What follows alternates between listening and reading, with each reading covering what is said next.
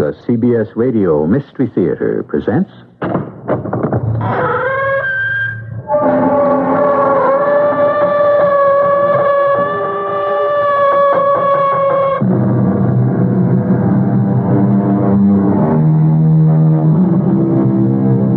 Come in.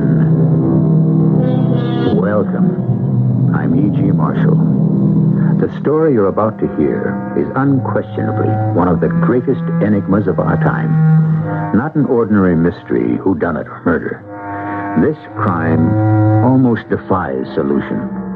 And unless it is or can be solved, we all have to face total annihilation. I mean that. The end of everything as we know it.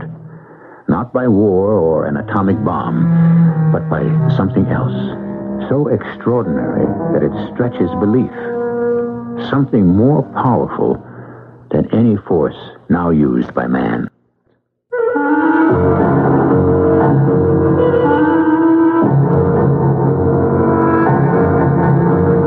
Our mystery drama, The Teddy Bear, was written especially for the Mystery Theater by James Agate, Jr. and stars Michael Wager. I'll be back shortly with Act One.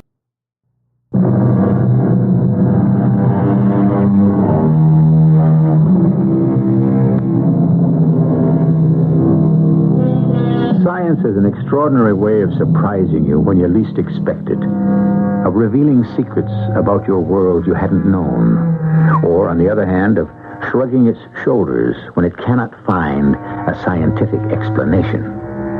Speak to most scientists about psychic phenomena, and they'll look at you as though you just handed them a cup from a flying saucer. So now you know what we're about to relate will not be easy to believe, but that doesn't mean it isn't so.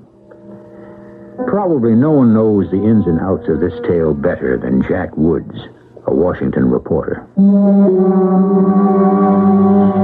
Yes, I'm a news reporter, and Washington is my beat. My paper, the Washington Record. I've come full circle with this story, right smack dab up against a dead end. Bob Buckley, my editor, knows it's true, but nobody anywhere will print it. So I'm telling it out loud, hoping someone will hear it and do something before it's too late. The dateline to this story, and this is the truth, is the world tomorrow. It began when Buckley called me into his office. Pull up a chair, Woody. I want you to look at something. Did you catch this headline in the Times? Mysterious Soviet vehicle in orbit puzzles space observers. Yeah, I saw the story, Bob. Well, what do you make of it? Not much. Probably some test flight for a future space station. That's what I thought until I got past the first paragraph. Read it, Woody. The space vehicle has been observed by several members of the Air Security Group, an international group of non-government space watchers. They have confirmed the vehicle's puzzling characteristics. It is as big as Salyut and very bright and sending out strong radio signal. So, the Russians aren't the only ones. We're orbiting hardware, too. Read on, Woody. Read on. This Soviet space vehicle appears completely unrelated to any previous satellites put into orbit. So, what happened last week in the sky, Woody? in our sky? Well, you wrote it. You must know. Oh, just a report from Pasadena that the Traveler space probe was ignited briefly so instruments could get a fix on the star Canopus, which is guiding it to Jupiter, then the usual takeoff. Read this. Oh, no, it can't be. Oh, yes, it is. Our vehicle exploded. Just coming across the wires now. That's terrible. Where's the rest of the bulletin? Well, let's go over to the teletype and see. Agency reports death to all aboard the manned space vehicle. Man, this is one giant step back in our space program. Woody, I'm putting these two stories together. You telling me there's a connection between the flight of a mysterious Soviet vehicle and the explosion of ours? I'm not telling you that, Woody, but asking you to find out. That's the assignment. Get going. Where to? Well, you're the reporter. You plot the course. Oh, okay. I'm still not sure why you think there's a link between these two happenings. I dug up every word in the morgue envelopes. I called the Soviet embassy, gave my name, and said I was doing a feature on space and would like to come talk to one of their officials. While they decided on a date, I moved to the Cape, and my old friend Captain Tom, Press and Information Chief of NASA. We don't understand it, Woody. We haven't had an accident like this since the flash fire in '67. But you finally found out what happened on the launching pad. This accident wasn't a takeoff. This was re-entry. Re-entry? None of the wire services carry that. And neither will you. This is off the record. I had no idea Traveler was coming back. Yep. The day before yesterday, 5 of our men disappeared. Wire services said there was an explosion. We really don't know what happened. Not a trace of the spacecraft or the men has been found. But you know they re-entered. Would you like to hear the tape? Off the record? You bet your life. I've never heard one of these things before. Now, there are 2 reels. The end of the first is racked up, and it's pretty much the last communication we had with them. I'll switch it on. Hello, Traveler. Mission Control here. I have your entry pad. Over. Okay, I'm ready to copy. Roger. Entry pad area is the Mid-Pacific. Roll 000152001. GET 19044606. Sexton John. Hold it, Captain. Could you switch that tape off a second? Well, there's a little more from Traveler. No, I just want to get it clear. Has re-entry always been a problem? Oh, a problem and a danger, yeah. When Neil and Ed and Mike came back on Apollo, it was essential they re-enter the Earth's atmosphere at absolutely the correct angle. What was that? 6.5 degrees, and no error tolerance of more than 1 degree. 1. Or else? Well, at that point, they're getting sucked into the Earth by gravity and picking up speed. What speed?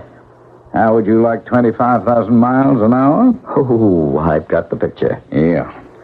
And the danger is if the craft hits the atmosphere too flat, it would act like a flat pebble skipping across water. The spacecraft would skip right back into orbit with not enough fuel or oxygen to get home. Well, could that be what happened? I mean, they're going round and round up there, 5 dead men in a capsule? No, because they made it into the atmosphere. I'll switch on the tape again and listen. Hello, Traveler. Did you do the P-52? Over. Affirmative. We don't want to jettison the hydrogen tank that is stratified. So could you cycle the fans in tank 2, please? Will do. Happy. Is that all? Well, we got a couple more seconds transmission on the other reel. I'll put it on. Now, here are the last words we've got. Sorry to see the old service module go. She's taking good care of us. You bet it has. Hello, Traveler. Hello, Traveler. This is Mission Control. Hello, Traveler.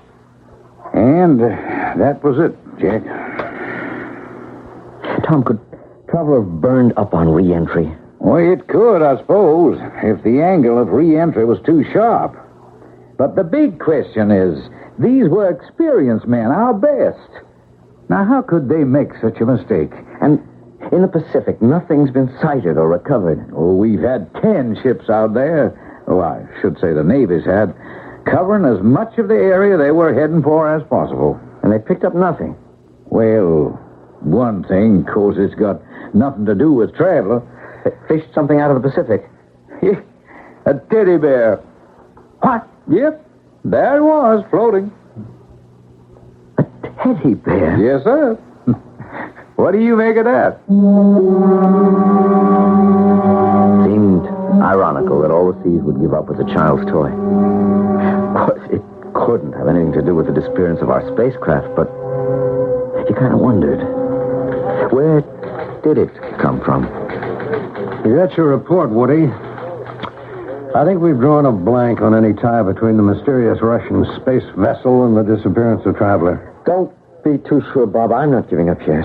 Or did you get that call back from the Russian embassy? Yeah, I've got a confirmed date in the morning. Good. By the way, here's that list of all the items aboard the Traveler. Captain Tom sent it up from the Cape. Letters, the food, a couple of plaques, personal stuff, anything carried by the astronauts, but not a teddy bear in the lot. Well, even if one of them had, it would have burned to ash like everything else. Excuse me, Woody. Yeah, Buckley here. Yes, Paul. Yeah. Where did you learn that? Well, that's incredible. Well, I don't know if we can assume it's the same one, but what did NASA say? No comment, eh? Uh-huh. I've got Jack Woods here. He's been working on it. I'll pass this along and we'll get back to you. Oh, send the verbatim text of what she said up here, will you? Thanks, Paul. Unbelievable. What is? Well, when the story about the teddy bear broke, one of the wives of the astronauts, Ed Harmer, asked if she could see it. She called the White House. See it? Why? She says her husband did have a toy teddy bear with him in his suit. Oh. It was a present from one of the Russian cosmonauts. Our man took it with him, for luck. Buckley here. Yeah, it's for you, Woody. Hello, yes? Yes, Jack Woods. He did? When? The ambassador himself. Tomorrow morning, that's great. What time? I'll be there. Thank you. Believe it or not, the Russian ambassador himself wants to see little old me at 10 in the morning. Yeah? Woody, when you're drafting up your questions, see if you can get a reaction to this. What's the lowdown on that Russian icebreaker hitting the North Pole? There's nothing up there but icebergs and propaganda. Okay, will do. Anything else? Oh, we never got a satisfactory explanation of that fire they had in the U.S. Embassy in Moscow. The State Department clams up when we call. Nobody knows anything. Maybe the ambassador does. We'll try. It's crazy, Bob, but why does my gut tell me all these unrelated stories tied to one little thing? You mean that toy bear swimming in the Pacific? Exactly. That teddy bear.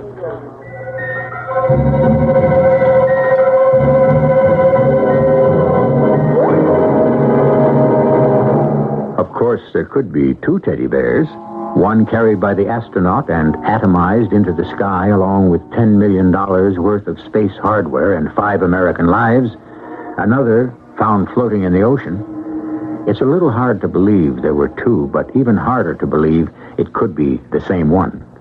Are Sputniks and icebreakers and embassy fires all linked? Perhaps there will be a few answers when I return shortly with Act 2.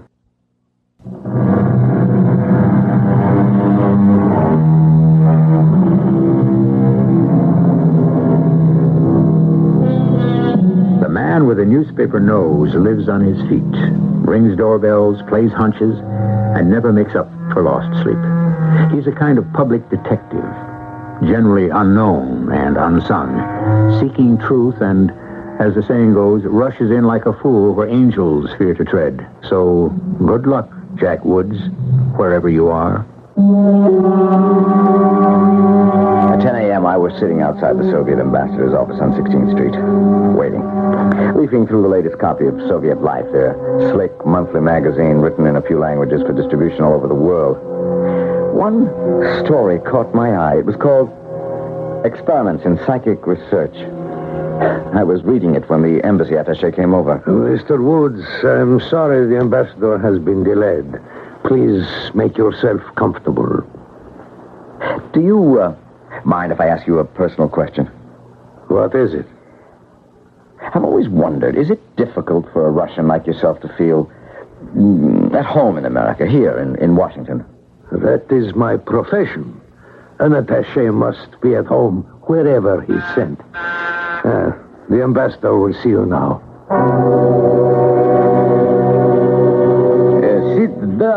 Sit down, Mr. Woods. Now, what can we do for you? A few questions, Mr. Ambassador. Recently, we had a news item describing a mysterious Soviet space vehicle. Can you tell me about that? I'm afraid not, Mr. Woods. All I know is what I read in your American newspapers. But it is called Cosmos 29. Well, perhaps it's part of assembling a Soviet space station in orbit. Perhaps. I hope so. Anything else I can tell you, Mr. Woods? You have a nuclear icebreaker at the pole, and I was... Heard about that? No, the Arctic. Can you tell me what it's doing? Very simply. Our government is looking for a shorter shipping route, that's all. Well, how did your expedition know it was at the North Pole, since magnetic compasses don't show the true north? Our space satellite told us. Invaluable. The satellite? Excuse. Yes. Not at the moment, I'm afraid. No. Tell her that excuse me, please. Come to the door. I will explain it to you. The ambassador went to his door. I got up and walked to the window and looked out. In the reflection of the glass, I could make out his visitor was the attaché. They talked mostly in Russian and a little in English. 2 words caught my ear. Gerda Kessler. I stared out across 15th Street, pretending to be oblivious to what was being said at the door. I cannot change my appointments. Tell the doctor I shall be in touch tonight at the usual number. Thank you, Mr. Ambassador. Now, where were we, Mr. Woods? Oh, by the way, have you heard anything new about the disappearance of your traveler spacecraft? Not a word, Ambassador. My condolences. A sad day for science. Thank you. Thank you for your time. Wasn't it strange that out of the blue, the Russian ambassador should inquire about the traveler? Perhaps Buckley was right on target, believing there was connection between our accident and their mysterious Sputnik. Call it a reporter's instinct, but the little voice inside me said, follow up Gerda Kessler. Back at the office, I checked our files and the telephone directory. No Gerda Kessler. I called information. Yes, they had a Kessler Dr. G. A new number, unlisted.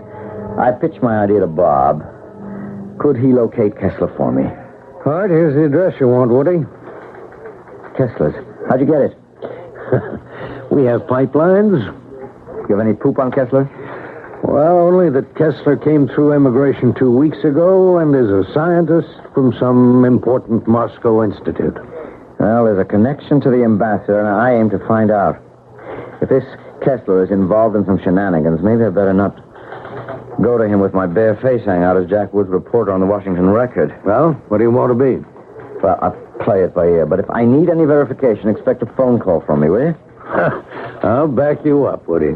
With troops, if necessary. I hope it won't be.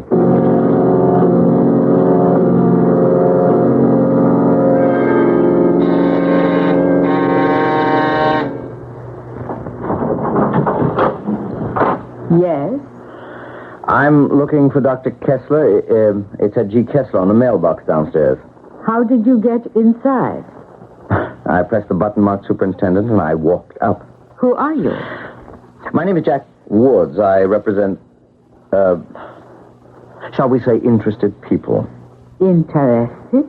In Dr. Kessler. How did you know where the doctor lives? The ambassador told me, the Russian ambassador. I see. Please to come in. So, you are Mr. Woods? What can I do for you? What I have to say is for Dr. Kessler's ear only. I am Dr. Kessler. My name is fictitious. I represent some extremely wealthy people who wish you to assist them. And what makes them think I can assist? Well, the ambassador told me Then you know why I am in Washington. No, I do not wish to know. It is none of my concern or that of my principals. The ambassador told me as much as I care to know about your work. I was with him when you called.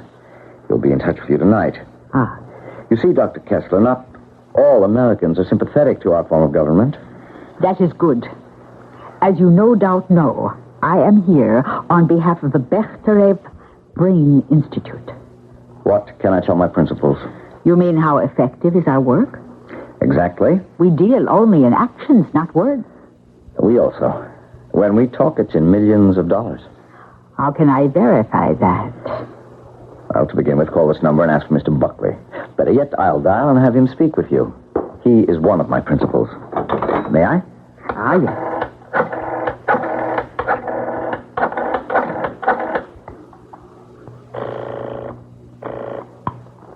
Buckley here. Mr. Buckley, this is Jack. I'm with Dr. Kessler now. I told her our clients have no ceiling on their price, but the doctor has exactly the qualifications for our needs, and I've asked for her cooperation.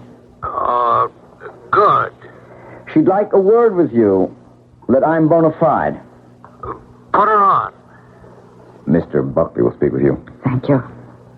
Mr. Buckley, Yes? may I say that whatever expertise I have, I shall be happy to put at your disposal. Has Mr. Woods informed you as to our project? Not yet, but I presume it is in the extrasensory field. Extrasensory. Yes. Glad to hear it. Well, I'll leave the arrangements to Mr. Woods. Is there anything else? It was not about money I wish to speak with you. When it comes to a matter of beliefs, we do not talk in dollar signs. Glad to hear it. Goodbye. Huh. He is a very abrupt man. He believes in actions, not words. Interesting phrase, that. In our work, it is axiom. To keep this to the point, Doctor, can you briefly fill me in on your work? I cannot take all the credit. There are many scientists in Soviet Union. So the ambassador told And we me. are all working on extrasensory perception. Control of mind from distance. Even perhaps from an icebreaker or a Sputnik? Ah, so you are informed. Please, proceed. Suggestion from a distance has been for many years the project of Professor Leonid Vasilyev of the Soviet Academy of Medical Sciences. Thought suggestion of unconscious to cause subject to make unconscious automatic movements, a change in brain activity, circulation, etc. Have you participated in these tests, Dr. Kessler? Oh, I have. That is why I was sent to Washington. So you could engage in the private work also. I do not see why not. It is all for benefit of science. Now, tell me, are you saying that at a distance, Any distance, thousands of miles. the distinguished members of your, Brain Institute? yes, the Bechterew Institute have Yes. given commands which are obeyed by a designated subject? No, Mr. Woods. Not a command in words. That is where all previous experiments have failed. Command in thought. Action of thinking. Action, not words. Now I understand your axiom. Also, we have developed psychic receptors which can pick up unexpressed thoughts as well as expressed distant conversation. And you've had success with this. Such success that even I, as a scientist, have not been told how much. I'm not a scientist, but I can appreciate what you've developed. As a political person, I can, in fact, see a great need. I need not tell you, then, of the day we are anticipating. Being able to sit in Moscow and clairvoyantly tune into your Pentagon or cabinet meeting of president and overhear a high-level conference. Of course you mean overthink. Ah, I'm impressed. I can see that ultimately the Soviet, with such extrasensory powers, could dispense with its entire espionage system. It wouldn't be necessary. how interesting. You should say that, Mr. Woods. Dr. Kessler, I'm going to ask Mr. Buckley himself to join us at a further meeting. Delighted. I'll be calling on you in a day or so. Please do. So, we shall call our meeting terminated. Our first meeting. Now, which door did I come in by? I can't remember. This way. After you. Hey, what is this? This isn't the way out. What's this iron door? Let me out of here. Mr. Woods, you are inside our detaining room. You will be quite comfortable. There is air through the ventilator, a cot, a chair. Are you kidding? Comfortable looking at you through a steel door with a small barred window? It will not be for long. We shall have a pleasant exchange of thoughts. Yours and mine. Now, listen, Doctor, you had better let me out of here if you know what's good for you. People know where I am. They'll come looking for me. What if they do? They may not find you, Mr. Woods. No one will have seen you. You may even have disappeared.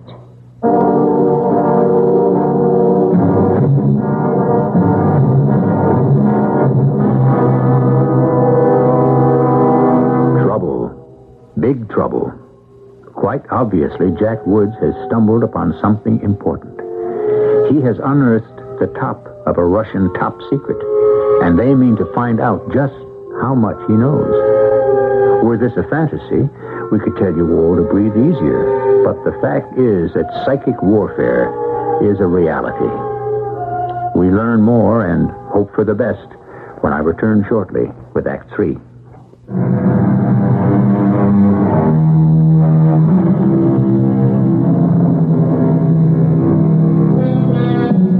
Power. World power is the name of the game. To that end, nations place the highest priority on methods of killing. Thousands of years of so-called civilization, and yet today, we're no better off than when we were cavemen, attacking and defending with clubs, sticks, and stones. One asks oneself, will it ever end? Will greed and suspicion and death-dealing weapons ever disappear into history? Will civilization ever become more than a word? I must admit you are a very good bluffer, Mr. Woods. For a few minutes, you did fool Gerda Kessler with your story of your clients and their millions. It's no story, it's true. It is false, Mr. Woods. You gave yourself away when you spoke about espionage. That put me on guard. Immediately, I read your mind. You are not emissary of wealthy Americans. You are news gatherer for Washington Record paper. Of course I am, but that's only a cover. Interesting. Look, you cannot keep me a prisoner. Too many people know I'm here. We shall see. I have to get instructions. All right. I admit I'm a reporter. All I was after was a story. That may be true. It was not wise of you to come here under false pretenses. Doctor, if you can really read my mind, then you know I'm on the up and up. Up and up. Bona fide. I've been on the record staff for years. Your thoughts did not communicate that. But they did tell me your Mr. Buckley has a red beard. Then you have other thoughts, lighter, more vague, about our Sputnik, Cosmos 29, and Antarctica, our icebreaker. Not very formed thoughts. Good Lord. You are a mind reader. Ah, in the same room, that is nothing. I warn you, Mr. Woods, your real motives, or those of your so-called editor, Mr. Buckley, will not remain secret very long. We have our ways.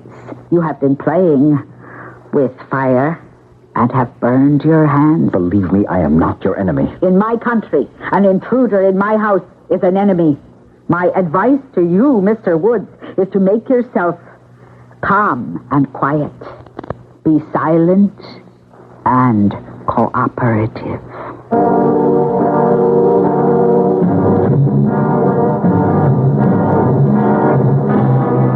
We're a fool, Doctor, to take this man into your confidence. A stupid fool. I warn you, Mr. Ambassador, I do not take your criticism lightly. I told him nothing. That is why you have him locked up, because he knows nothing. Only the little he imagines and what he has read. I cannot understand why you did not dismiss him as I did. Mr. Ambassador, may I remind you, Moscow has sent me to Washington to be in charge. You may have official position, but my activities have official priority. I am only saying I know the American mentality far far better than you, Doctor. Let us not surmise or grope in dark any longer. I am now to put my mind on Mr. Wood's wavelength. You will make notes of everything I tell you to. When do we start? Now, this second. You will remain absolutely silent. How do you start your communication with him? By thought. What is his first name? Jack. Jack. Jack. Your thoughts are mine. How long are they going to keep me here? So weird, I can't believe it. An icebreaker at the poles, Sputnik in the skies, pushing out with a kind of psychic telemetry. It's crazy. Good Lord. I wonder if that Kessler's Dane is tuned into my very thoughts right now. I'll make my mind a total blank. How do I do it? Oh, I know. 2 times 2 is 4. 2 times 3 is 6. 2 times 6 is 12. 2 times 7 is 14. 2 times 8 is 16. Well? He is crazy, this American. What do you mean? Either crazy or clever. For the last 30 minutes, all he is thinking is multiplication tables. Now he is thinking poetry. Poetry like what? Here is one. Mary, Mary, quite contrary. How doth your garden grow? Now, what is that? Nursery rhymes. It is said to little children. This man is clever. He is jamming his thought waves. But it is only because he knows. Because you told him you can read his mind. That was extremely foolish. I am convinced he knows nothing. You think he has no idea how we maintain this psychic control? Yes, he has what they call a hunch. Nothing more. You are absolutely positive. How could he? Such a scientific conclusion would stagger his imagination far beyond where it can go. I understand things were getting pretty hairy down here. Oh, they were never worse.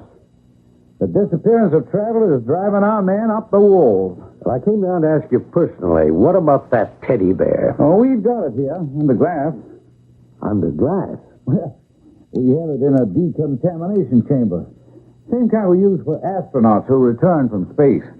Well, I gather then it was identified. Oh, yes, positively. And in such a crazy way. See, Ed's wife, widow, I guess I should say, saw it and said it had to be the same one Ed took with him. She was positive. How could she be? Well, the way she tells us, one of the Russian cosmonauts sent it to Ed as a memento of friendship with a note saying, take this little Russian bear into the sky with you. Yeah? When Ed Harmer opened the package, somehow, in the mailing, the ear had come off. Ed's wife showed us just where she'd sewn it on. Well, it was the same one.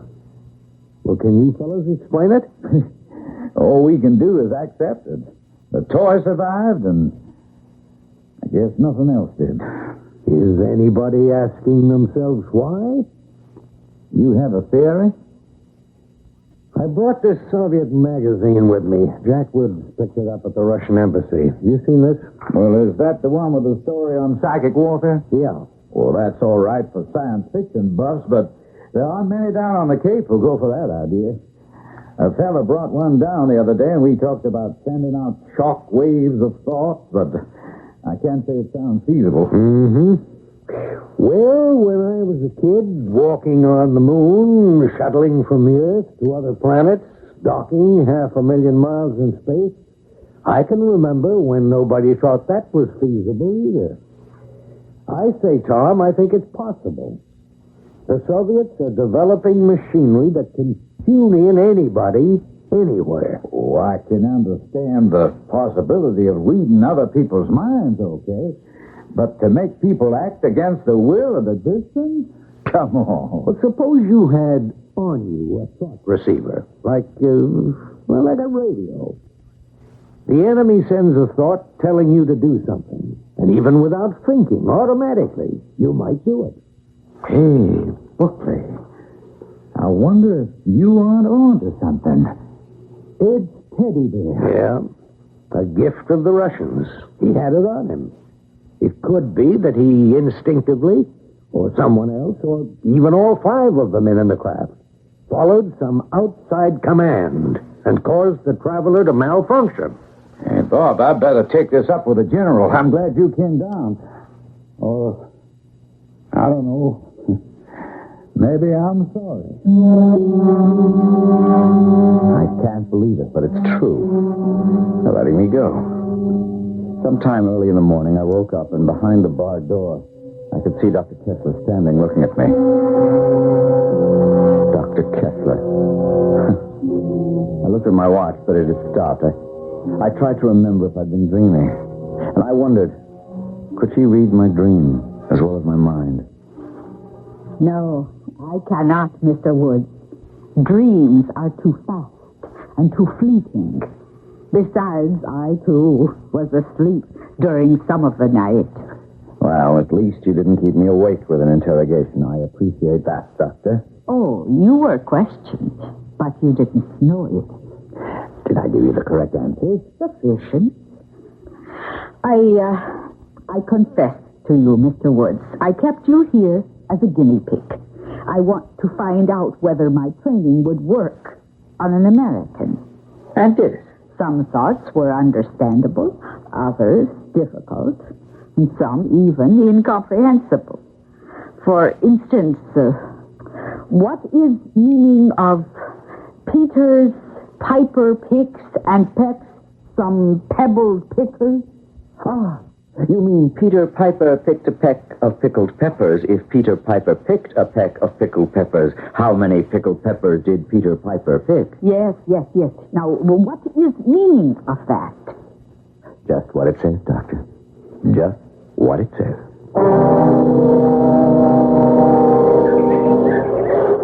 I asked you to meet me here at the Arlington Cemetery, Doctor, because here we will not be disturbed or overheard. Yes, Chief.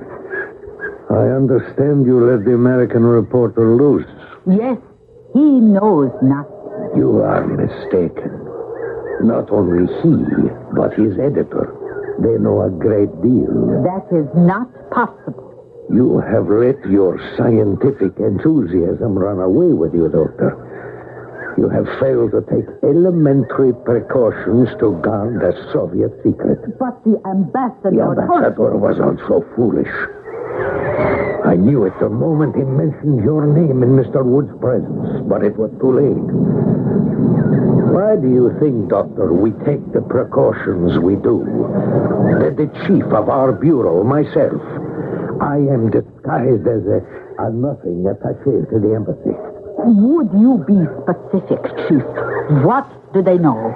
They know that the little Russian bear, which they call Teddy Bear, was our battery of power, and from it came the psychic signal, causing ultimately the destruction of their craft. I had nothing to do with that. It was directed from Moscow. You supplied more pieces of the picture for them, which they have fitted together. Doctor, you are, I am afraid, no longer useful. Oh, you don't mean that. I have asked Moscow to recall you. This Jack Woods and this other man, his editor, they know nothing, believe me, nothing of our success hypnotizing telepathically at a great distance. They know nothing of our experiments in driving men to erratic behavior from 4,000 miles away. They think their multiple murders are a psychopathic accident, not the result of our experiments. They know nothing of how we can induce brain hemorrhages or heart attacks. Nothing. Believe me, Chief. If you can still read minds, you know that I would like to believe you. But one American reporter loose could be the beginning of an avalanche. I have him under control, Chief. He is wearing a battery of power. I charged it myself. He does not know it, but he would be unable to betray us. Be that as it may, we shall have to wait now for what Moscow decides.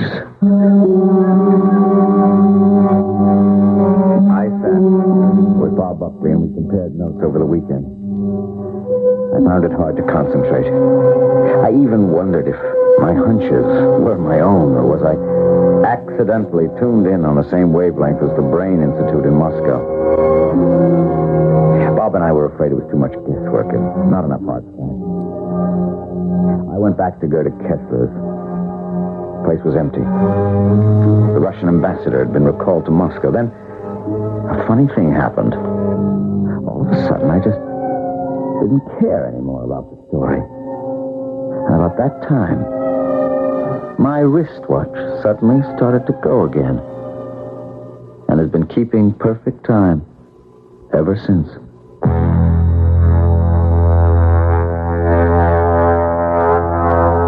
Is it possible?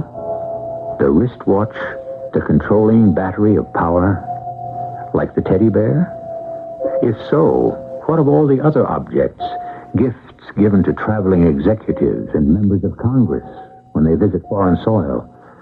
Is that why our government is even now checking into presents given to former chief executives? Does our CIA know to what use these gifts can be put? Does anyone know? I shall tell you as much as I know about it when I return shortly.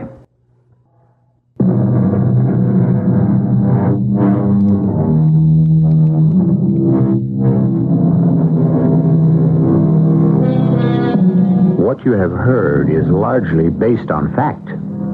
There is a Bekhterev Brain Institute, and there are many Soviet scientists like Leonid Vasiliev who are today experimenting in extrasensory perception for the long-range control of the mind.